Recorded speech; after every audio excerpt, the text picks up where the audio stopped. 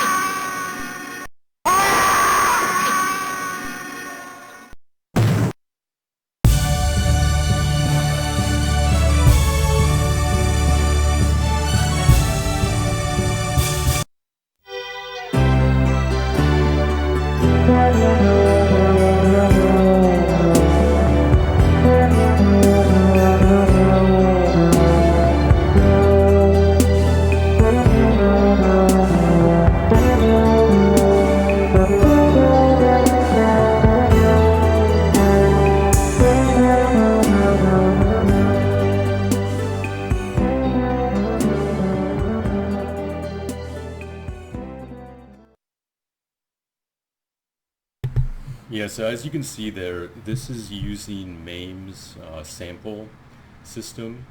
And basically what we're doing is we're telling the Capcom System 1 driver that it has optional samples, and then we're loading up all of the FLAC or wave samples for the game, and choosing when to play them.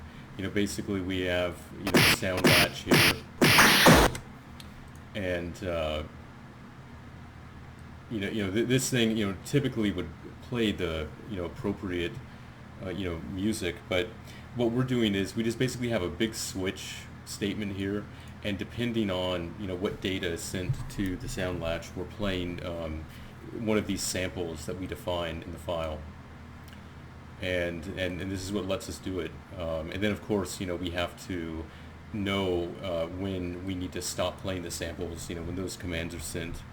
And then I also have some shenanigans going on here where there's some logic that basically just says, okay, if we've already gone to the Bay Area stage and you beat the Bay Area stage, we know to flip a switch and play the alternate tracks from the Sega CD version instead of actually just repeating the same songs as the original game would. Like you can see here, for example, if we got the flag, we're gonna play the special version of this song, or rather the special song, on the final level, as opposed to the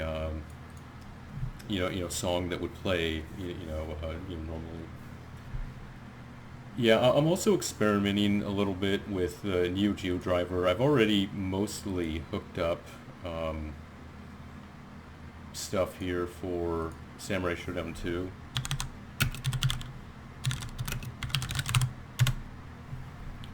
So you can see here, I'm just sampling or rather logging the, sound commands are sent to the Neo Geo, and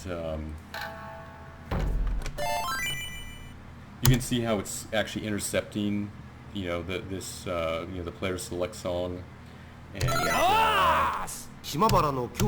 we're intercepting, well, actually most of the music. I already got most of it. So see, here's like the fight intro song. Here's, we know that it's playing Genjuro's song there. Yeah, so I basically just have to do the same thing. All we have to do is take the Neo Geo CD tracks, and then create a samples archive and hook that up to the Neo Geo driver, and essentially you could play the MVS versions of Neo Geo games with the Neo Geo CD music with no load times.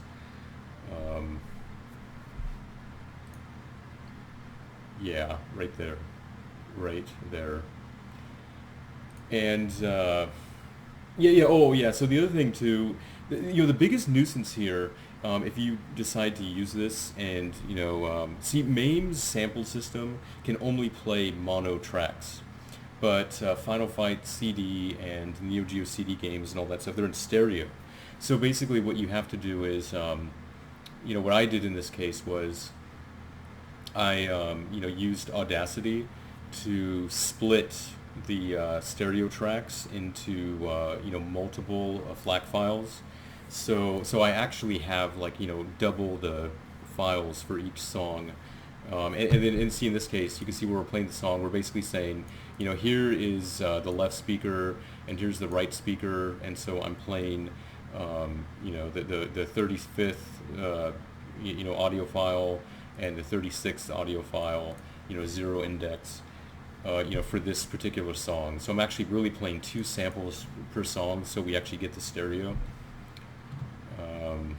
Yeah, that's the main thing, because if it wasn't for that, you could have basically just ripped the Final Fight CD and boom, you have the audio tracks. But unfortunately, it's a little bit more complicated for that, for the cases where you have stereo music.